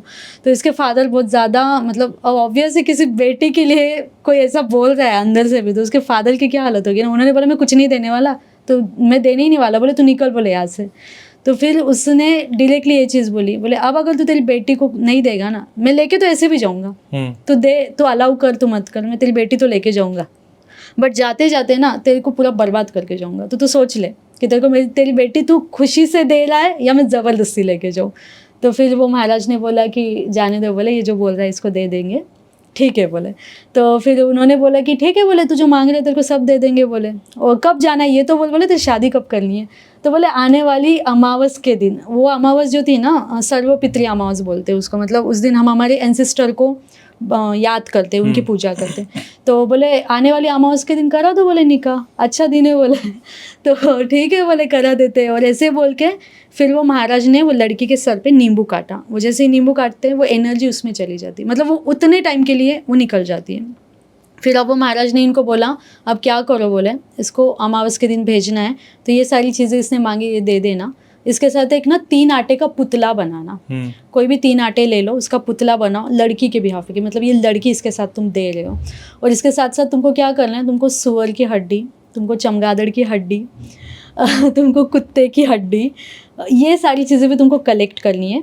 और ये जो तुम उतारा करोगे ना, ये 7 से 7:30 के बीच में करना है शाम में, उसके बाद भी नहीं, उसके पहले भी नहीं। और अब ऐसे था कि जालना से लिम्बा गणेश जो थे ना अराउंड 2 घंटे के आसपास का रास्ता है, और वो सारी चीज़ें लेके इनको अमावस के दिन वहाँ जाना था। वो महाराज पूरा विधि करके देने वाले थे, बट वहाँ पे नॉनवेज नहीं ले जा सकते, मैंने आपको बोला था। तो यहाँ से तो सारी इसी में ही है। हाँ, तो यहाँ से जाने के बाद वो कलेक्ट करना था नॉनवेज। अच्छा। यहाँ पे नहीं ला सकते हो तुम। तो उन्होंने बोला था कि पहले तुम ये ले लेना, यहाँ से लेके जाना, जाते जाते रास्ते में वो तुम कैसे ढूंढ सकते हो, तुम्हारा कॉल है, तुम कैसे देखते हो देखो। और 7 से 7:30 के बीच में ये करना है। तो उसमें उसने ये भी चीज़ें मांगी थी कि मतलब मेरे को हरी झोली चाहिए, मेरे को मोर पंख चाहिए, मेरे को कुरान चाहिए, मेरे को गुलाब का फूल चाहिए, ऐसी सारी चीज़ें भी उसने मांगी थी, इत्तर चाहिए। तो ठीक है, वो सारी लिस्ट बना दी, वो सारी चीज़ें कलेक्ट कर ली। अब वो अमावस वाला दिन आया। अब इसने मेरे को उसके एक दिन पहले भी मेरे से रीडिंग ली थी कि बोले भक्ति देख, उन्होंने ऐसे ऐसे बोला ये हो तो जाएगा ना, बट मेरे को कार्ड्स कुछ अलग ही बता रहे थे। मैंने बोला देख भाई तेरे को लग रहा है बट ये चीज़ नहीं होने वाली आज, मतलब नेक्स्ट कल जो था अमावस उस दिन तो नहीं होता है, मेरे हिसाब से नहीं होगी वो। तो बोले क्यों? मैंने बोला देख वो एनर्जी तेरे को ब्लफ करेंगी, मुझे नहीं पता कैसे, बट तुम कुछ ना कुछ चीज़ों में मिस्टेक करने वाले हो और ये चीज़ रुकने वाली है। तो उसके फादर ने बोला नहीं नहीं, अब उन्होंने इतने कॉन्फिडेंस से बोला है तो ऐसे थोड़ी होता है, ये टैरो वैरो पे इतना बिलीव नहीं करना चाहिए। उसके फादर को ऐसे था कि मैं जो बोल रहा हूँ वो करो। अब उसको ऐसे था फादर के हिसाब से वो वहाँ तो जा रही थी, बट उसको मैं से भी रीडिंग वो कंटिन्यू करवा रही थी। तो फिर उसने बोला ठीक है देखते हैं। अब वो वहाँ पे गए, सारी चीज़ें कलेक्ट की, सब कुछ बना के दिया अच्छे से। अराउंड वो कुछ तो भी 5:15 के आसपास वो निकले, यहाँ आने तक ही उनको 6:30 पौने 7 बज गए थे। अब वो रास्ते में वो चीज़ें भी कैसे तो भी कलेक्ट कर ली उन्होंने, सब उतारा किया, ऊपर से नीचे 3 बार उतारना है और जाते बहते पानी में डालना है। और उतारा का रूल जो है कि भाई बात नहीं करनी, कोई भी हो फिर वो बात नहीं करनी होती, पलट के नहीं देखना है। इन्होंने सब कर लिया, जाके बहते पानी में डाल के आए। और जब वो उतार रहे थे ना, तो वो एंटिटी उसके अंदर आई और वो बहुत ज़्यादा खुश होने लगी कि यार चलो अब तो ना फाइनली मेरी शादी हो रही है एंड ऑल ऐसी चीज़ें। बट जैसे ही वो उतारा डालने, उसके फादर बाहर गए, डाल के आए पानी में। आने के बाद ना वो एंटिटी हंसने लगी ज़ोर ज़ोरों से, वो ज़ोर से हंसने लगी। और फिर इसके फादर, ये सारे घर वाले सोच में पड़ गए, अब क्या हो गया यार, अब तो चीज़ें हो गई, अब ये हंस क्यों रही है। तो बोले तुमको बुद्धू बनाना कितना इजी है, बोले तुम तो इजीली पागल में निकल गए। बोले तो बोले क्या हुआ, बोले तुमने सब कुछ दे दिया, बोले मेरे को निकालने के लिए तुमने सब चीज़ें कर दी, मोर का पंख तो यही रखा बोले तुमने, जो मैंने तुमको बोला था देना है। और लिटरली वो लड़की की आंखें बंद थी, वो होश में नहीं थी, वो बोल रही मोर का पंख तो यही रखा है। और जब ये देख रहे, लिटरली टेबल पे मोर का पंख था, वो देना भूल गए थे। और इस वजह से वो एंटिटी गई नहीं। और वो ऐसे हो गया कि फिर उसकी तकलीफ और ज़्यादा बढ़ गई कि अब वो, क्योंकि क्या होता है जब तुम किसी चीज़ को निकालने जाते हो ना, किसी वजह से, किसी मिस्टेक से वो रुक गई, वो जब आती तो उतनी स्पीड में आती है, तुम्हारी तकलीफ बढ़ती है। ये बंदी को और ज़्यादा तकलीफ होने लगी, लिटरली ऐसे कि इससे एक एक दिन निकालना मुश्किल हो गया था। तो फिर ये चीज़ें उन्होंने, वो नेक्स्ट डे महाराज के पास गए और इसने मेरे को कॉल भी किया कि यार तूने बोला था कि ध्यान दे, कुछ ना कुछ होगा, वो तेरे को मिस्टेक करवाएगी। वो चीज़ हुई। तो उसने मेरे को पूछा यार भक्ति ये कब जाने वाली है यार, आई मीन मेरे को कुछ बता देना। मैंने बोला देख टाइम फ्रेम तो मैं नहीं बोल रही हूँ, बट अभी तेरे साथ और वर्स्ट चीज़ें होने वाली है, तो प्रिपेयर है, इतना ईजिली वो नहीं जाएगी। तो फिर ये वो महाराज के पास गए, इन्होंने बोला कि बोले महाराज ऐसे ऐसे गलती हो गई। तो वो महाराज ने बोला तुमको फिर ध्यान देना चाहिए था ना, तुम इतनी चीज़ें कलेक्ट कर रहे हो, ये सब कर रही हो, इतनी मतलब ऐसी सेंसिटिव बात है, ऐसी सेंसिटिव चीज़ है, तुमने ध्यान देना चाहिए था। तो बोले अब क्या करना है। तो उन्होंने बोला अब रुक जाओ, 1 महीने बाद अगेन करेंगे, क्योंकि वो अमावस के पहले जाने ही नहीं वाला है। और फिर वो पीरियड में ये कंटिन्यू जाते ही थे, मतलब इनका ऐसे तो सैटरडे वेडनेसडे वो महाराज देखते हैं, सैटरडे वेडनेसडे अमावस पूनम। तो वो जो भी सैटरडे वेडनेसडे जो भी पूनम आई, ये वहाँ पे गए। और वहाँ जाने के बाद यही चीज़ें चलती थी इसकी। ये बीच में बोलता था मैं जाऊँगा, फिर बोलता था मैं नहीं जाने वाला, तुमको क्या उखाड़ना है उखाड़ो। एक बार तो महाराज को बोलता है, बोले तो एक काम करना, तेरे को कितने पैसे चाहिए बता, तो पैसे ले ले और तू साइड में हट, बोले तू क्यों हमारे बीच में आ रहा है, बोले मेरा अच्छे से चल रहा है, तू क्यों परेशान कर रहा है, तू पैसे ले और तू साइड में हट। तो महाराज ने बोला तू कितना देगा, बोले मेरे को, बोले तू मांग, तू कितना मांग सकता है। तो बोले दे फिर 5 लाख। बोले तेरे बाप ने रखे क्या 5 लाख, तेरे बाप ने रखे क्या, इतने किस चीज़ के दूँ, बोले मैं तू रहने, बोले मैं तो ऐसे भी लड़की को लेके जाऊँगा, तो देख ले, बोले। तो सब हंस, मतलब वैसे हो गया है कि वहाँ पे वो महाराज भी हंसने लगे, भाई क्या ही चीज़ है ये। और ऐसे फिर नेक्स्ट अमावस का टाइम आया, अगेन ये सारी चीज़ें कलेक्ट की इन्होंने, सब कुछ हो गया। अब इस बार अगेन ऐसे हुआ कि ये उतारा तो किया, इतनी तेज़ बारिश हो रही थी ना, शाम का पीरियड था, 7 साढ़े 7 का, बारिश हो रही थी। इसके पापा ने उतारा किया, सब चीज़ें इस बार ध्यान से डाली, लेके गए, रास्ते में गाड़ी बंद हो गई। और गाड़ी बंद हो गई। अब इन्होंने सोचा गाड़ी थोड़ा साइड में लगाते, बाइक साइड में लगाते, फिर जाके उतारा डाल के आएंगे। साइड में लगाई, उतारा वहाँ उस पर रखा हुआ था, साइड में लगाने के बाद पलटे, उतारा लिया, आगे गए, डाल के आए। जैसे ही डाला, इधर इसकी हालत ख़राब हो गई, क्योंकि वो पलट लिए ना, वो पलटना नहीं था, पलट लिए। ऐसे करके उसके लिटरली 7 बार उतारे फेल करवाए वो मौला ने, सॉरी वो एंटिटी ने, वो उतारे फेल हो गए 7 बार। अब ऐसे हो गया ना, और मैंने इसको बोला था तो प्रिपेयर है, तेरे साथ वर्स्ट सिचुएशन आने वाली, तेरे साथ बहुत हॉरिबल चीज़ें होने वाली। अब इस पीरियड में ऐसे हुआ कि ये ना खुद को हार्म करके लेने लगी एक टाइम बाद।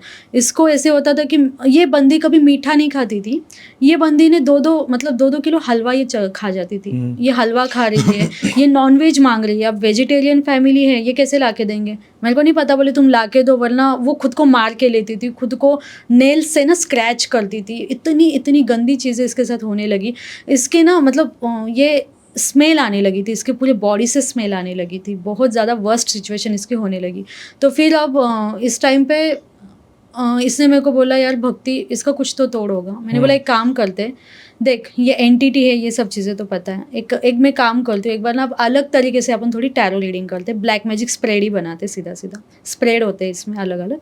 तो हमने जब वो स्प्रेड बनाया, मैंने उसको बोला मेरे को एक चीज़ बता, ऐसा कोई बंदा था जो ना तेरे करियर से जेलस होता था और तूने उसको तेरी कोई चीज़ें दी है, तेरे को कुछ ऐसे याद आ रहा है? तो उसको फिर याद आया वो जो था ना सुमित, ये बंदे ने उसको एक बार बोला था जब उसका वो सब रिवील हुआ था कि तेरे को तेरे करियर का बहुत घमंड है, मैं देखता हूँ तू तेरा करियर कैसे बनाती है, और ऐसे बोल के इनका कांटेक्ट तो कम हो गया था। और उसको एक चीज़ ना हमेशा खाई जा रही थी वो सुमित को, कि इसके पास मेरे वीडियो है, ये कहीं लीक ना कर दे, ये कहीं किसी और को ना बता दे, अगर मान लो मैं किसी के साथ रिलेशनशिप में आता भी हूँ, गलती से ये उन लोगों को जाके ये चीज़ें ना बता दे। तो उसको वो चीज़ों का हमेशा टेंशन रहता था। तो एक बार ऐसे ही वो जब पुणे आई थी ना, तो ये बंदे ने उसको कांटेक्ट किया था, उसने तब मेरे को बोला, पूजा ने, बोले हाँ ऐसे हुआ है भक्ति, इसने मेरे से एक बार कांटेक्ट किया था, कांटेक्ट मतलब कम होने के बाद में, ये बोल के कि बोले पूजा एक बार ना मेरे को तेरे से लास्ट टाइम मिलना है। तो उसने बोला क्यों? बोले देख मुझे पता है ये सब होने के बाद अब तेरे नज़र में मेरी तो कोई इमेज रही नहीं है, बट मैं तेरे से सॉरी बोलना चाहता हूँ कि मैंने तेरे को झूठ बोला, मैंने तेरे से कुछ चीज़ें छुपाई, तो मैं इसलिए तेरे से सॉरी बोलना चाहता हूँ। तो उसने बोला ठीक है आ जा। जब ये मिलने गया तो फिर वो रोने लगा, थोड़ा इमोशनली उसको ब्लैकमेल करने लगा कि यार मेरे से गलती हो गई, बट मैं क्या करता, मैं तेरे से इतना प्यार करता था ना कि मैं तेरे से ये चीज़ें छुपा रहा था, मैं तेरे को खोना नहीं चाहता था, ये सारी चीज़ें बोल के। तो फिर उसने बोला कि बोले एक काम करना यार, अब तो मेरे को नहीं मिलने वाली, मैंने ये चीज़ खुद को समझा दी है, बट तेरे को ऐसी चीज़ मेरे को देना निशानी के तौर पर, जब मेरे को याद आएगी ना मैं उसको देखूंगा। तो उसने बोला ऐसे क्या चीज़ है? तो बोले कुछ भी जो तू कंटिन्यू कैरी करती है। तो फिर इसने बोला कि बोले तेरा जो हैंकी है ना वो तू मेरे को दे दे। तो इसने बोला ठीक है ले ले। अब क्या ही, उसको नहीं पता था कि ये चीज़ों का ऐसे कुछ हो सकता है, तो उसने हैंकी दे दिया था। और उसके बाद जब इसके एग्ज़ाम का पीरियड आया था, इसको ऑनलाइन फॉर्म भरने थे, डॉक्यूमेंट सबमिट करने थे, इसको पासपोर्ट साइज़, इसके फ़ोटोज़ ख़त्म हो गए थे, इसको पासपोर्ट फ़ोटो चाहिए थे। तो और इसने बोला था कि देख मैंने ना मतलब इसके शॉप के बाजू में ही वो पासपोर्ट का स्टूडियो था, तो इसने जाते टाइम फ़ोटोज़ निकाल तो रखे थे बट लाने वाला कोई नहीं था। तो इसने बोला तो एक काम कर देना यार, मेरे को अर्जेंट है, मैंने फ़ोटोज़ निकाल रखे तो मेरे को भेज दे। और वो थी 50 कॉपी। ये बंदे ने 48 कॉपीज़ उसको भेजी, 2 कॉपी खुद के पास रखी। तो फिर वो उसने पूछा कि बोले यार ये तो 50 होनी चाहिए ना, उसने कम दिए, तो उसको जाके बोले नहीं उसने सही दिए, मैंने तेरी 2 फ़ोटोज़ रख दिए बोले मेरे पास। तो बोले क्यों? तो बोले देख अब मेरे को तेरी याद आएगी तो मेरे पास कुछ तो रहना चाहिए यार, तेरे को लगता है कि मैं मजाक कर रहा हूँ ये वो चीज़ें, बट मैं तेरे से सच में प्यार करता हूँ और तू बिलीव नहीं कर सकती मैं इतना प्यार करता हूँ। तो अब मैंने मतलब सोचने वाली बात है, इंस्टा के ज़माने में वो बंदा पासपोर्ट साइज रख सोच रहा हूँ कि इतना मीडिया चल रहा फिर भी। एग्जैक्टली। तो उसने बोला नहीं मेरे को चाहिए, प्लीज़ रहने देना। तो इसने बोला ठीक है रख ले। ये 2 चीज़ें उसने मतलब ऐसे था कि इसके परमिशन से ही लिए, रिक्वेस्ट करके जैसे भी, बट इससे मांग के लिए, राइट।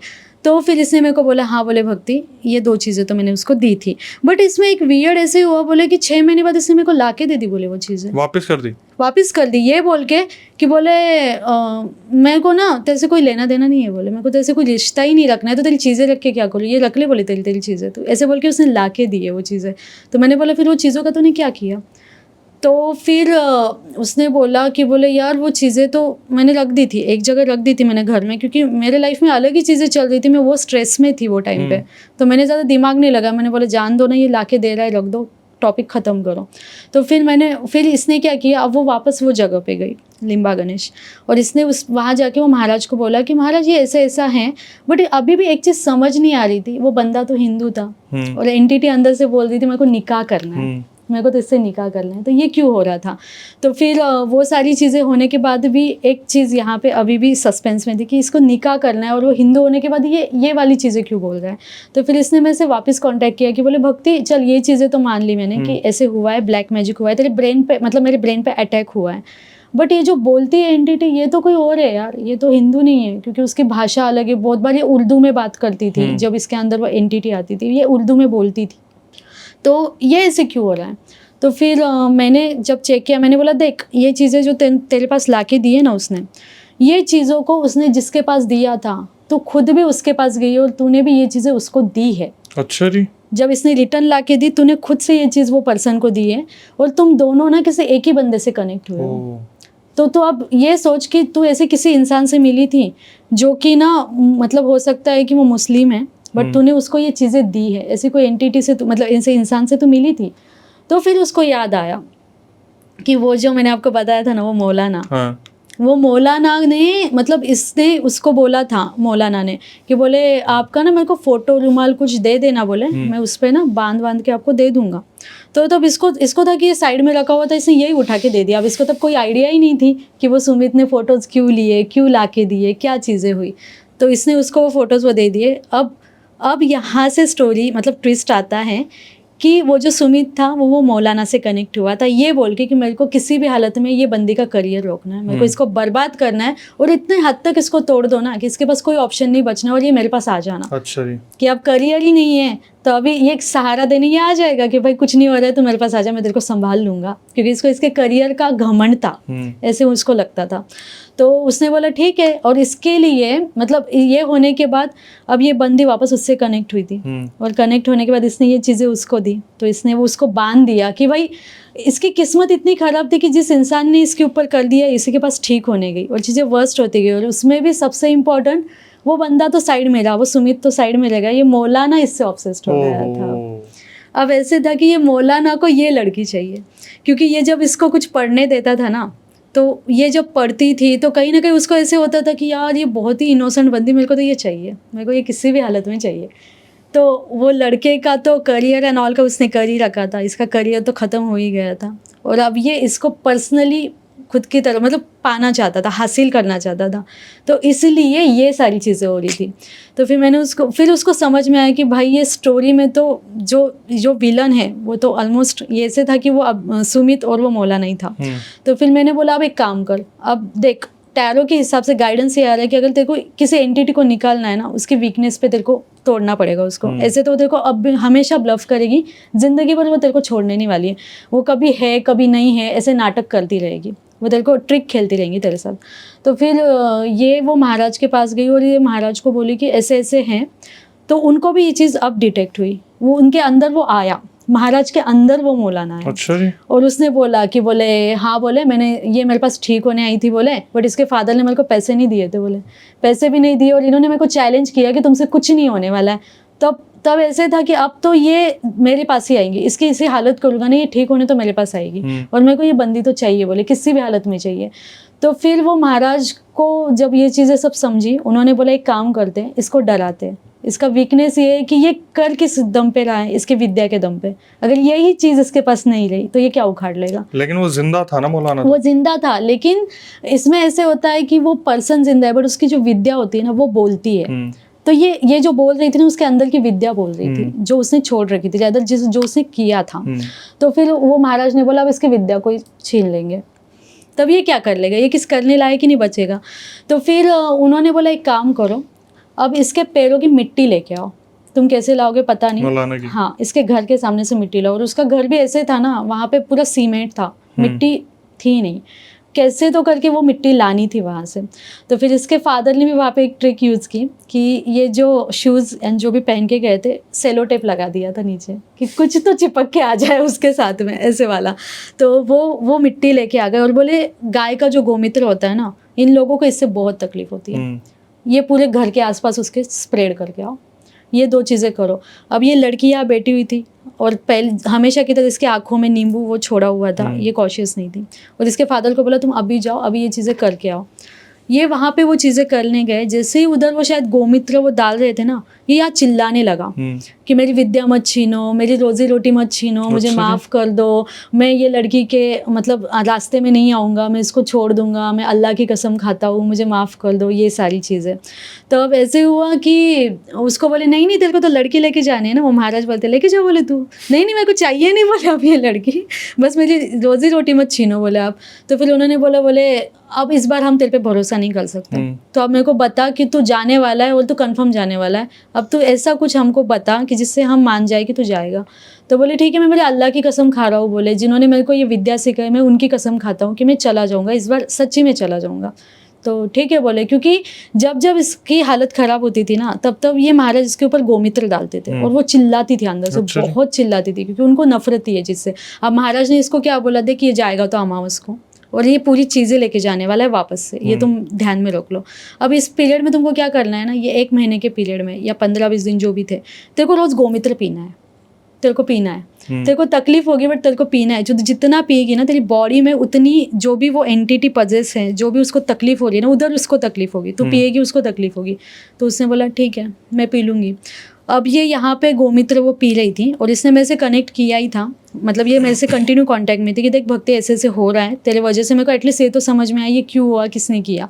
अब मैं नहीं चाहती इस बार ये चीज़ें फेल हो, तो तू भी तेरे एंड से कुछ ऐसे मेरे को बता, कुछ ऐसा कर कि वो जो वहाँ पे कर रहे हैं ना, उनका भी वो काम सक्सेसफुल हो जाए। बिकॉज अब मेरे को भरोसा ही नहीं है कि ये चीज़ जाएगी, मतलब इसने इतनी बार ब्लफ किया, इतनी बार फेल गए ना चीज़ें, अब मेरे को भरोसा नहीं है। तो मैंने उसको बोला देख एक काम करते हैं, अब बेसिकली वेस्टर्न कल्चर में क्या होता है ना, हम कैंडल हीलिंग करते हैं। जैसे अब ये महाराज थे, ये नींबू से निकालते थे, हम कैंडल हीलिंग करते। तो मैंने उसको एक कपल सेपरेशन कैंडल दी थी। अब वो कपल सेपरेशन में ऐसे होता है कि स्टैचू जो होते हैं अपोजिट साइड फेस करके होते हैं, एक मेल होता है एक फीमेल होता है। मैंने उसको बोला एक काम कर, फीमेल के साइड पे ना तू टूथपिक से तेरा नाम लिख दे, और मेल वाले साइड पे वो मौलाना का नाम लिख दे, और लगा वो कैंडल को, और साउथ डायरेक्शन में तेरे को रखना है बेसिकली फायर जोन में, और लगाना है और मैनिफेस्ट करना है जिस भी भगवान को तू मानती है कि भाई इस बार ना कोई हर्डल नहीं आना, ये निकल जाना। अब आप बिलीव नहीं करोगे, जब उसने वो कैंडल लगाई ना, कैंडल आधी हो गई, आधी होने के बाद मौलाना का साइड वाला जो स्टैचू था वो बुझ गया, वो बुझ गया, इसका जल रहा था। और कैंडल स्पेल का एक रूल होता है, अगर आपकी स्पेल के बीच में कैंडल बुझ गई, बट लिटरली मैं आपको बता रही हूँ विद इन अ सेकेंड, मतलब 2-3 सेकेंड में ही वो कैंडल अपने आप लग गई। बुझी हुई कैंडल अपने आप लग गई। मतलब ये फर्स्ट टाइम मैंने ये एक्सपीरियंस फील किया, मतलब ये फर्स्ट टाइम चीज़ मैंने सुनी कि कोई कैंडल बुझने के बाद वापस लग गई। तो उसको तो ये सब चीज़ें पता नहीं थी, वो अपना अच्छे से वो स्पेल हो गया। उसने मेरे को बोला कि बोले भक्ति देख मेरे साथ ना एक चीज़ ऐसी हुई है कैंडल स्पेल करते टाइम, तूने जैसे बोला मैंने किया, वो मौलाना के साइड वाला जो पार्ट था ना, वो कैंडल बुझ गई थी, but I don't know any how वो अपने आप लग गई, मैंने कुछ भी नहीं किया। तो इसका मतलब ये निकल के आता है कि वो एनर्जीज ने ना वो काम नहीं होना, इसलिए पूरी कोशिश की, वो कैंडल बुझ गई, बट आपकी जो डिवाइन एनर्जी थी या वो जिस प्लेस पे जाती थी वहाँ की डिवाइन एनर्जी जो भी चीज़ें थी, इन्होंने कहीं ना कहीं आपको सपोर्ट किया और वो कैंडल अपने आप लग गई।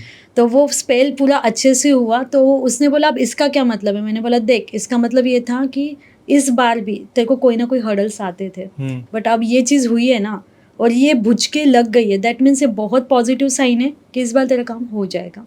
तो तू टेंशन ना ले, इस बार तू बिंदास जा, तेरा काम हो जाएगा। और मैं भी यहाँ से तेरे लिए कैंडल स्पेल करती रहूँगी कि तेरा जो भी काम है वो सक्सेसफुल हो जाए। तो इस बार अगेन अमावस का टाइम आया, सारी चीज़ें कलेक्ट की और सब कुछ कर दिया। अब इस बार वो मौलाना, मतलब जब वो उतारा हुआ ना, वो लिटरली ऐसे पैर उनके जो होते हैं ना वो उल्टा करके नमाज पढ़ते हैं, वो लिटरली नमाज पढ़ने लगा जब वो उतारा करा। और वो जो लेके गए उसके फादर, घर में उसकी मम्मी और बाकी लोग थे, वो लिटरली नमाज पढ़ने लगा, कुछ उर्दू में बोलने लगा कि मतलब मेरे से गलती हो गई या अल्लाह, अब मैं आपसे माफ़ी मांगता हूँ और अब मैं आइंदा ऐसी गलती नहीं करूँगा, रेदर अब मेरे को जाना पड़ेगा और मैंने जो भी गलतियाँ की है उसके लिए मैं माफ़ी मांगता हूँ, ऐसे कुछ बोल के नमाज वमाज पढ़ा उसने। और फिर वो लड़की बेहोश हो गई। हाँ। और फिर उसके फादर जब आए तो उनको ऐसे था कि अब इस बार तो हो गया ना, क्योंकि हाँ इतनी बार फेल गया है। तो इस बार फिर बाकी मतलब उसके जो पापा के फ्रेंड थे वो वहीं पे थे, उन्होंने बोला इस बार हो गया, बिकॉज उसने प्रॉपरली नमाज पढ़ा है वो बंदा, और वो चला गया, वो बॉडी में से निकल चुका है। अब इसके बाद ये बंदी ऐसे था कि अब इतना ना ये सारी सिचुएशन इसकी जब चल रही थी, कंप्लीट 4 साल का पीरियड था, 4 साल इसको कंटिन्यू 24/7 हेडेक था, इतनी तकलीफ इसकी थी। तो अब ये ऐसी सिचुएशन हो गई कि इसको हेडेक था, तो अब 4 साल का रिकवर होने में मेडिकली भी आप देखो तो एटलीस्ट थोड़ा टाइम तो लगेगा ना। ये एंटिटी निकल गई थी, अब इसको डर नहीं लग रहा था, ये नॉर्मल लाइफ में थी, बट हेडेक हो रहा था। अब धीरे धीरे इसने मेडिकल ट्रीटमेंट भी स्टार्ट की, बिकॉज ये सारी चीज़ें कहीं ना कहीं अब मेडिकल में कन्वर्ट हो गई थी। तो थोड़ा बहुत इसने मेडिकल ट्रीटमेंट ली माइग्रेन के लिए, ये ठीक हो गई। अब ये सारी चीज़ें तो हो गई, बट यहाँ पे भी कहानी ख़त्म नहीं होती है। बिकॉज वो बंदे का इंटरेस्ट तो निकल गया, उसने बॉडी तो छोड़ दी, अब वो इसको वापस से वो हिसाब से तो प्रॉब्लम नहीं देगा। बट जब वो सुमित ने इसको बोला था ना मौलाना को कि इसका करियर तुमको बर्बाद करना है, तो अब ऐसे था कि ये मेरे पास कंटिन्यू आती तो थी रीडिंग के लिए, हीलिंग के लिए। इसको नॉर्मली नहीं, बस अमावस पूनम के टाइम पे ना तकलीफ होती थी। तो उसने बोला कि यार भक्ति अब तो हो गया ना, सब निकल गया, अब क्यों तकलीफ हो रही है। तब जाके हमको समझा ये मौलाना ने इसके नाम की जो काली गुड़िया होती है उसमें सुई, जो भी वो चुभाते सुई डाल दी और उसको उल्टा ज़मीन में गाड़ा था। ओ कि चुभता ही रहे। हाँ, उल्टा ज़मीन में गाड़ा। दैट मीन्स वो जो ब्रेन पे इम्पैक्ट हो ना, वो ऐसे हो कि उसका ब्रेन मतलब सर दुखता रहे, कोई इसे मार रहा है ऐसे टाइप में, वो उल्टा डाल दिया था उसने। और वो मौलाना तो निकल गया था, बट कहीं ना कहीं वो चीज़ ना अभी भी उसको तकलीफ़ दे रही थी। तो वो धीरे धीरे धीरे अब भी ऐसे कि उसको थोड़ा सा होता है, उतने हद तक नहीं है, बट वो एक होता है ना कि कर्स निकलने में आपको टाइम पीरियड थोड़ा तो लगता है। तो उस हिसाब से अभी भी उसको थोड़ा अमावस पूनम के टाइम पे तकलीफ होती है, तो उसको थोड़ा प्रिकॉशन लेना पड़ता है। मतलब ऐसे ही कि कहीं ना कहीं वो एनर्जीज भले ही निकल जाए, बट थोड़ी बहुत इम्पैक्ट आपको कुछ टाइम तक तो वो देती है। तो एक बात बताओ, जैसे पता चल गया कि मौलाना ने अभी भी वो वुडू डॉल जो है उनकी दफन कर रखे, जाके मौलाना के सर पर बंदूक लगा के निकलवा क्यों नहीं लेते? ऐसे नहीं या कर सकते। मौलाना निकल गया तो शहर छोड़ के निकल गया या दुनिया छोड़ के निकल गया? बट अब वो ऐसे है कि ये चीज़ें ऐसी होती है ना, ये दिखती नहीं है, ये लोग करते हैं, ये एनर्जी को हम महसूस कर सकते हैं। अब उसने जाके किसी को मार तो नहीं डाला था चाकू से या बंदूक से, हम किस बेस पे उसको मतलब क्राइम के हिसाब से किस बेस से इसको हम बोले कि भाई तूने ये किया है, तेरे को पुलिस उठा के ले गई या ऐसे कुछ, क्योंकि ये चीज़ें दिखती तो नहीं है, ये सिर्फ हम महसूस कर सकते हैं।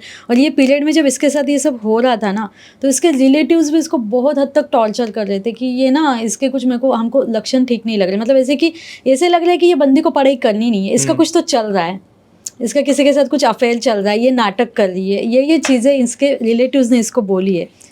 तो ऐसे था कि भाई इसके लिए वो निकलना ही बहुत ज़रूरी था।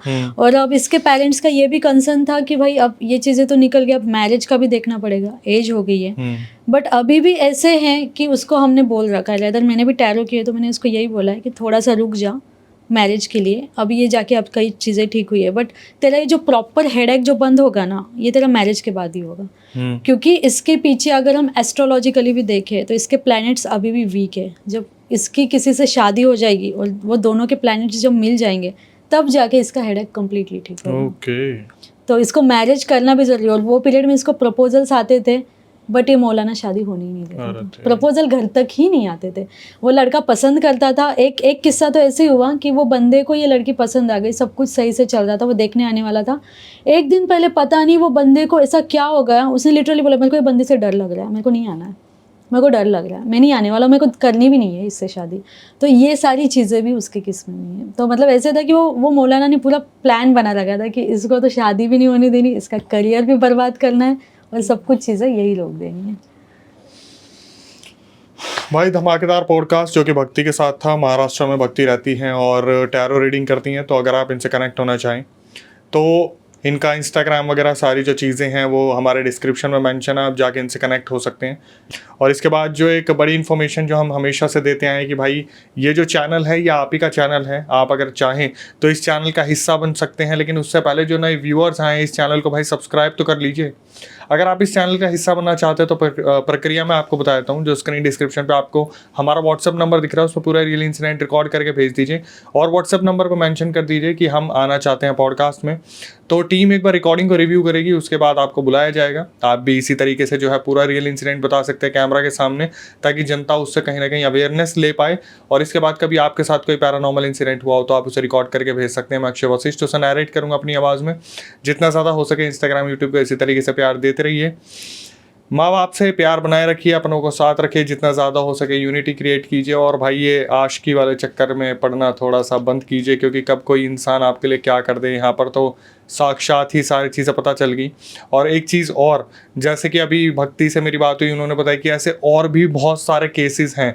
तो अगर आप चाहते हैं कि भक्ति को दोबारा बुलाया जाए तो आपको कमेंट सेक्शन में मेंशन करना होगा, जो कि आई बिलीव कि आप ज़रूर करेंगे। तो दोबारा हम उनको इन्वाइट करेंगे इस चैनल पे। टिल देन नई वीडियो नए पॉडकास्ट आने तक stay tuned with the channel.